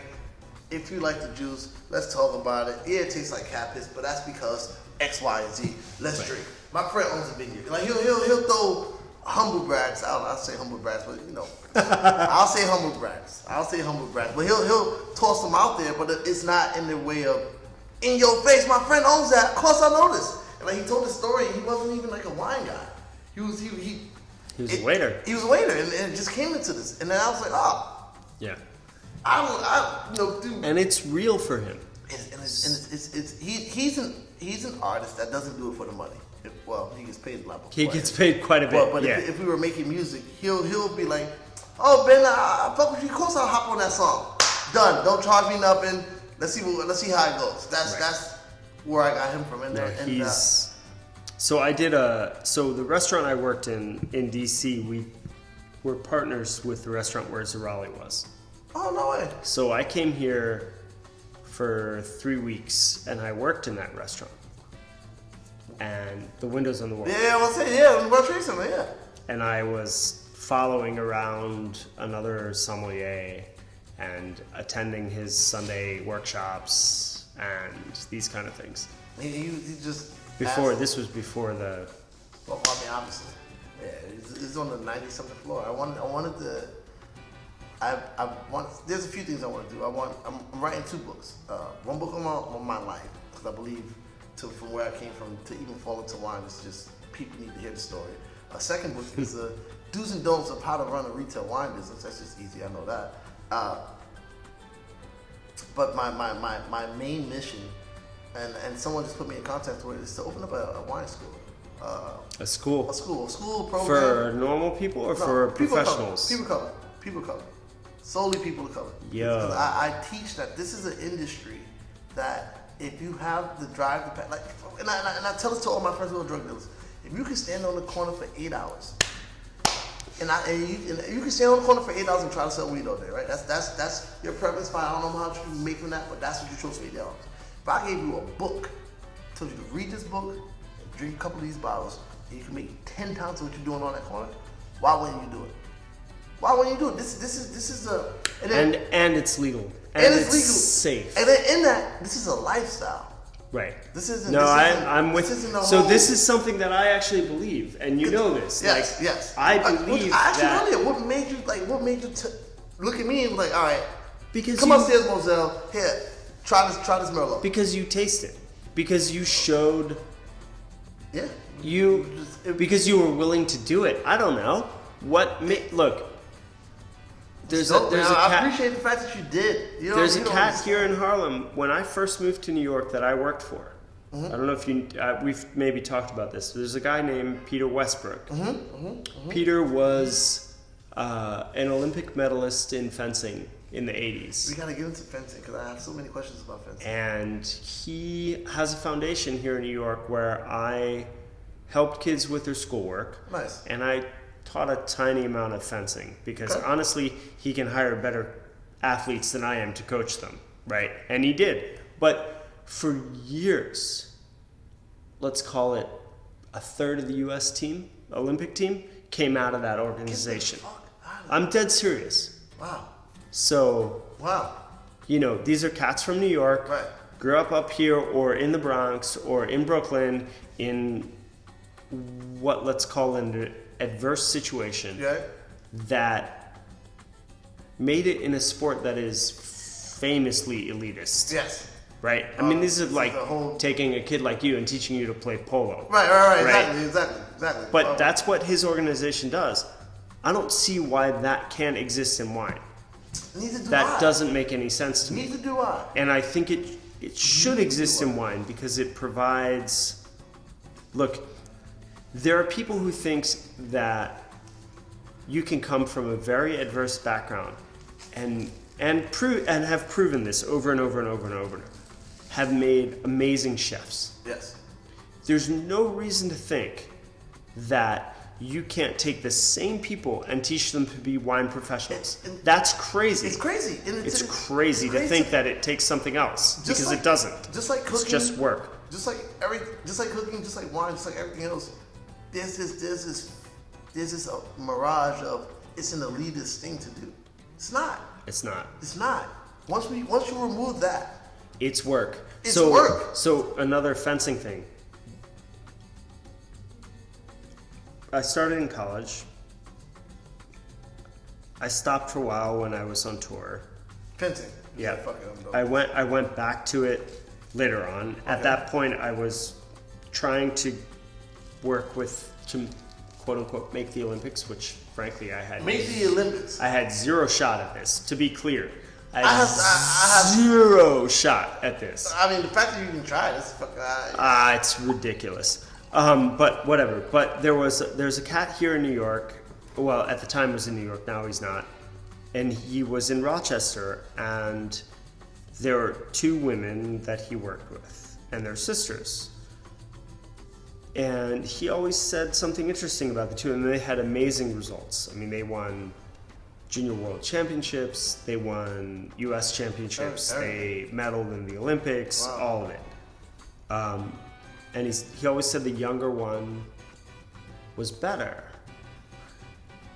Over time, maybe those results were borne out a little bit, but it's only a tiny bit. Right. And I asked him why, and he said because she's working. The other one's relying on talent. Hard work beats talent. Hard work takes over from talent every single time. All the time. This is just about work. But the thing about this is, it's safe. It's not that hard. It's not hard. If you can tell the fucking difference between a Chardonnay and a Sauvignon Blanc, or a Chardonnay from France if and you a can Chardonnay tell, from California. If you can tell the difference between Mexican pot and pot from California. Yes. Oh yeah, absolutely. Yes. Right. Yes. You know, if you can tell the difference between where those things are grown or how they smell or whatever, or the freshness level of something like that, you can do this. This is a cake breeze for you. All day long. Cake breeze. Right. Exactly. So. Fucking cake breeze. But and to go full circle, it's one, getting out of the mentality of whatever's being marketed, I need to drink. That needs to stop. And I constantly tell people, if something has a commercial, you don't want it. That means it reached the point where, just like in this episode will be entitled "Wine and Music," because just like in music, when the artist goes from being an underground artist, he signed with a big label, now that commercial, the music don't sound the same, the wine don't taste the same. So even though we're still digesting it, he's selling us the cheaper version. This is not what he wants to put out, what he has to put out. Just like when we're drinking Yellowtail, Hennessy, and all that, they have to put this out because they're making quotas. They're running. Right. It's a business. Let's talk about it's a business. Yellowtail or Hennessy for a minute, and maybe we can make a comparison. But glycophosphates, right? Mm-hmm. Poison in the vineyard. Poison in the vineyard. Rotten grapes. Yeah. Not even using. Right. We use rotten grapes. Rotten grapes, bugs, leaves. So there's a famous story. She writes about it. The woman who's become the voice of sort of the natural wine movement. Okay. Her name is Alice Firing. Okay. Great author, super sweet lady. Have you not met Alice? No. She lives in New York. She's a tiny, fiery redhead. She's great. She's amazing. And she's a sweetheart. She talks about going to visit vineyards in Champagne, and really well known, owned by a famous large company, blah blah blah, whatever, and seeing like halves of a blue egg, like plastic little egg, sitting in this soil at various points. And it's from a chemical that they use to treat the vineyards. And you just drop these eggs in the soil. You just literally walk through the vineyard with a bag full of them and go plunk, plunk. You know, to be clear, you're doing this in a full suit. Yes. Like not dress clothes. I mean a suit. Like you don't want to touch this shit. What? Yeah, because it's that poisonous. What's inside those eggs is no good. You know. Yeah. Like you don't want to. I don't want to consume those wines.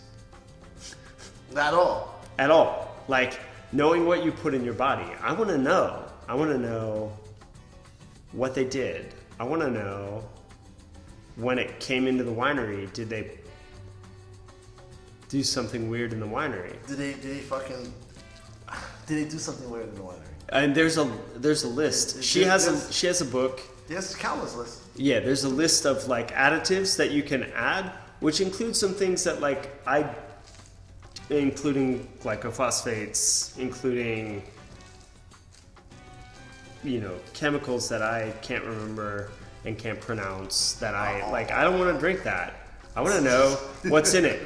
Grapes? Right. Or grapes. That's it. That's the only option. If there's sulfur dioxide in a tiny amount, I'm good with that. Carbon dioxide, everything will be there. If there's carbon dioxide, I'm good with that too. Sugar, sure. If there's some sugar in terms of like increasing the alcohol percentage, maybe, although I don't like that. If there's some water, I'm probably okay with that. So we're back. So you said it earlier that you fence, and my question about fencing is it because to me, to the average onlooker, it looks like sword fighting without swords. So we're pretty much poking. I know it's a point system where if I touch you, I get a point. Right. But would you, it's multiple questions, 2 questions happening at once right now. Would you say a fencer has more sword skills than a swordsman? And with fencing, why not sword fight? Is it because I could just get cut and die, or is it? So it evolved from that, but it's also become a sport in its own right. So it evolved from the idea of like, you insulted my girl, I'm gonna kill you, which is sort of blatantly silly. It's violent. It's blah blah blah. So it became a sport. There's 3 disciplines within the sport. So this is part of it. There's 3 ways that you can kind of play. One is developed from cavalry swordsmanship. Okay. So you'd be on a horse. You can only hit from the waist up. Is that not like javelin? It's it's cutting actually, because if you were riding at somebody else, you'd hit them, right? Shit. So you can hit, but it's like tip or cut. Okay. Then there's epee, which evolved from the idea of like first blood. So if I hit you before you hit me, I get the point. Okay. And I can hit you head to toe. Right. So I can hit you in the little toe. I can hit you in the top of your head. I can hit you wherever. Yeah, it's right. And then there's foil, which is only in the torso, and it was like training to kill other people. Got it. Right. So if you hit somebody in the heart or the lung or the stomach,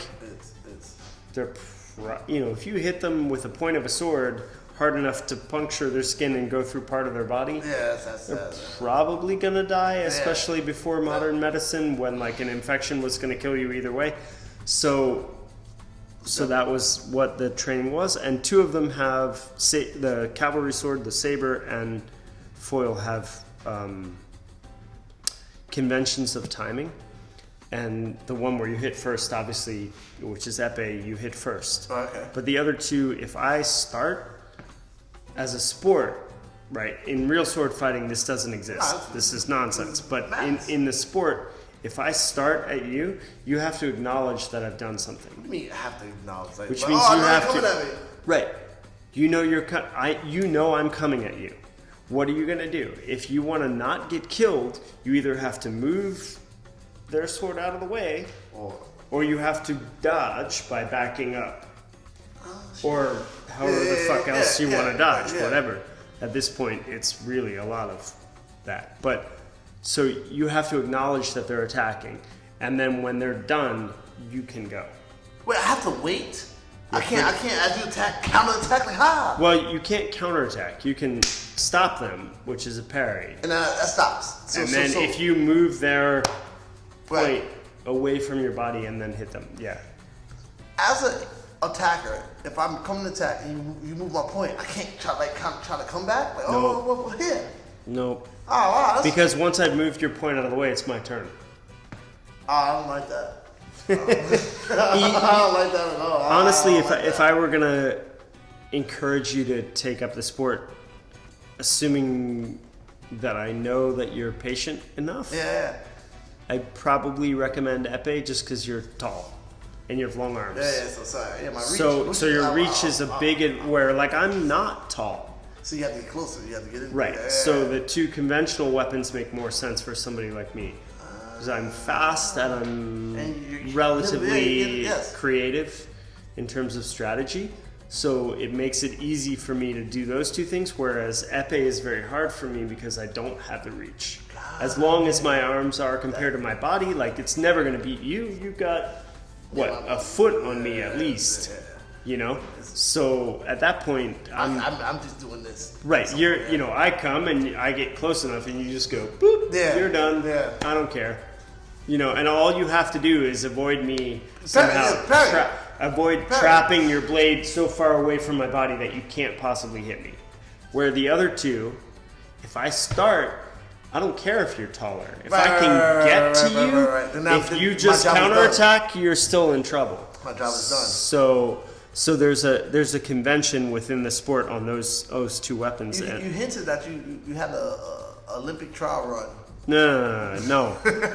I got nowhere anywhere even close to that level. Not ever, to be clear. But I did, compete seriously on the national level for a while. That's dope, man. It's not like the guys who are on the Olympic team in my generation who were so far away from where I was. It was sort of staggering. That's fucking dope, man. And but it was fun. I mean, I had a lot of fun. I learned a lot about patience, I'm assuming? Patience, about creative thinking, about discipline, about what it takes to be good at something. Life lessons you apply to today. Yeah, sure. From fencing. From fencing, from music, from the same. I mean, from fencing that I applied to music and to wine. And that I think, like, again, the idea, especially when I got here to New York, where I saw what Westbrook Foundation was doing, and the work that those students put in, and it influenced my thinking on like what's possible in the world. Like, you don't need to be coming from blah blah blah music degrees at XYZ school to be good at music. You just need to be good. You need to be good. You gotta have it doesn't matter what the background is. It doesn't matter if you did college or not. You just have to be able to play. Exactly. And the same thing applies in fencing, and the same thing applies in wine. You just have to be able to communicate to the people who are drinking the wine as a professional what they should be thinking about when they taste this wine. Yes. And period. You learn that communication through knowledge, by reading and also by drinking, and also by the people you meet.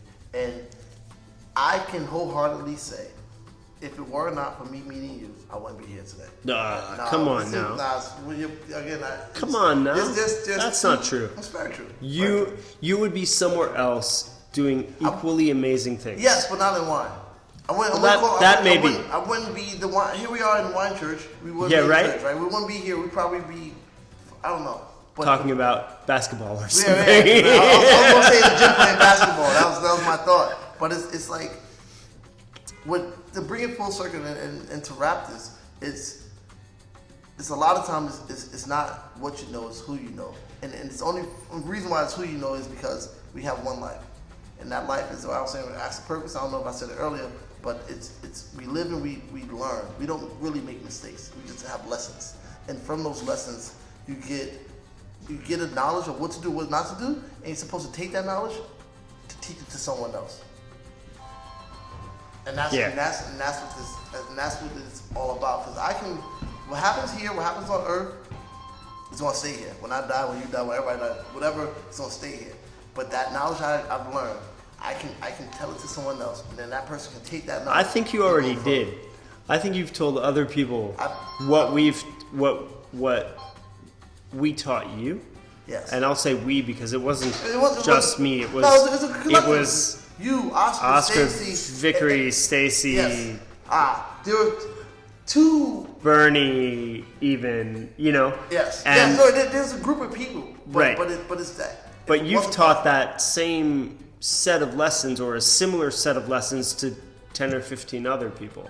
I wouldn't learn no lessons if it wasn't for y'all. That's the No, purpose. you- The point I made earlier, how I eloquently put it earlier. If you could stand on the corner for 8 hours Yeah. and do this, and I'll Right. tell you that, I'll give you this book and this bottle, and you read this and you drink this, I can make you 10 times so much more. Right. In a safer environment, in a more productive environment. That's Right. just a lesson that I learned. And I actually think somebody like you, it wouldn't have mattered. There are people that I've taught about wine that I feel like I'm glad I taught them about wine Yeah. because they don't have another way. They have another. Yeah. But there are people like you who would have been doing incredible things regardless of what it is. But the trick is to convey that same, for lack of a better word, and this is one of those giant stupid SAT words, but egalitarian sort of idea about what we do, that, look, with the proper amount of work, anyone can do this shit. Anything is possible. Period. Yeah, exactly. That's what it's about. Anything is possible. You know, my wife says that all the time. It's true. She says, Fucking true. you know, she grew up in suburbs of St. Louis in a district that wasn't predominantly white. Huh? She grew up in a school that was not predominantly white. And she talks about that. She talks about how important that is. That, like, it doesn't matter. I don't care if you're white person, black person, Asian person, brown, you know, blue, orange, whatever the fuck. Non-binary, I don't care. If you do the work, if you put in the hours, you will be incredible at whatever it is. This is reality. Yes. It's life in a nutshell, and it's you have to put in the work to do something. If you think somebody's gonna give it to you, or it's gonna be easy, then you're a fool. It's the simplest way to put it. I mean, You're a fool. I think I've been lucky to work for people who, while they're not giving it to me, put their faith in me to allow me to grow and do good things. But you still have to grow and you have to do the work to get there. You have to do the work. You know. It's one thing. And the only thing that person's saying is they're just putting the battery in your back. But you still got to drive. Right. You still got to drive the car. I'm giving you the encouragement, but you still got to do it. There's an athlete that we trained with here in New York who coached in LA, who was super good in college and nationally later after. Mm-hmm. She always had this thing about, like, being in practice is called drive your bus. Wow. And her advice is, like, it doesn't matter who is across the in fencing we call the field the strip. Okay. Who's across the strip? You still have to practice what coach told you to practice. And if you do anything else, you're wasting your time. Mm-hmm. If you're in the gym to practice, then practice. If you're in the gym to learn because a competition is a week away, then you can compete. But that's the only time that you actually pass the gate and let everything flow. And the same thing is in music. Like, we're in the room by ourselves, we're driving the bus. It's preparation for passing the gate, turning the switch, whatever, when you perform.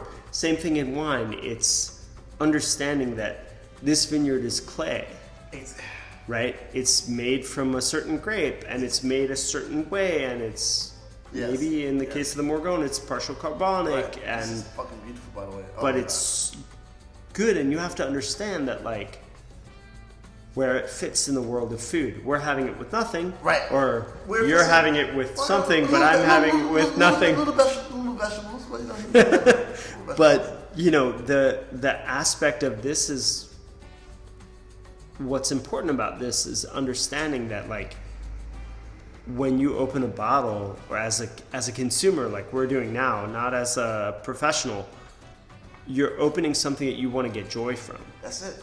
That's it. Because the artists who made this, that's what they had in mind. Right. When Mathieu made this bottle, Mathieu Lapierre, who, you need to go to France. You need to go hang with these guys. I do. You need to go. They. I do. So I go. There's a cat. So I went on a last year. I went on a trip to Georgia, country, not state, to study wine there. And there was a guy there who I've known for a couple of years, named Aaron Ascogi. He talks a lot about a festival that Mathieu's wife runs in August. Oh, nice. Which you should go to in Beaujolais. You just go. Yeah. You tell them that you're coming, and they'll tell Aaron that you're coming, and they'll hook you up. August, I'll maybe. Well, you'll have an open store that you'll have to run. You'll call me and say, "I'm going to France. Come run my store for a week." That work? Come on. Whatever you need. We can. On that note, Mr. Benjamin Wood, let everyone know where they can find you, where they can follow you, where they can get the music from. So, Franglais Jazz. Franglais is FRANGLAIS, JAZZ.com. And at the moment, you can find me in New York in the wine scene. If you Instagram? need me. What's that? Instagram 7-string Ben. And Franglais Swings. So Franglais, and then with the S, add SWINGS at the end of it for music, and then 7-string Ben mostly for wine. And if you find me on those, if you DM me, if you have any questions, I'm happy to answer whatever. And this is another episode of Wine Talks.